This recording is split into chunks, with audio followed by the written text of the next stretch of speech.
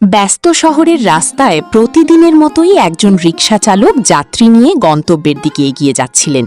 প্রচণ্ড রোদ আর গরমে ঘাম ঝরছিল তার কপাল বেয়ে। ঠিক সেই সময় ঘটে এক হৃদয়স্পর্শী ঘটনা।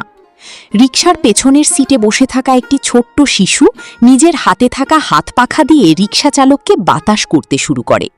কোনো ক্যামেরার সামনে অভিনয় নয়, কোনো প্রচারের উদ্দেশ্য নয়, শুধু একজন কষ্ট করা মানুষের প্রতি নিখাদ সম্মান আর সহানুভূতি।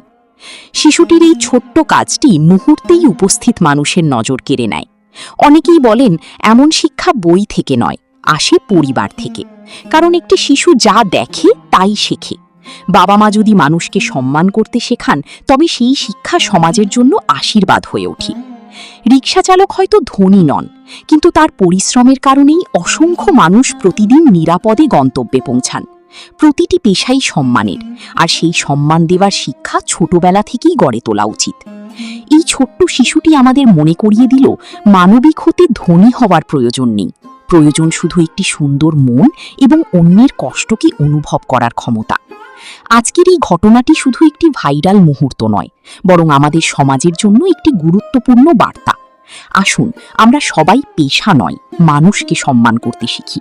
কারণ সম্মান দিলেই সম্মানই ফিরে আসে, আর মানবিকতাই পারে একটি সুন্দর সমাজ গড়ে তুলতে।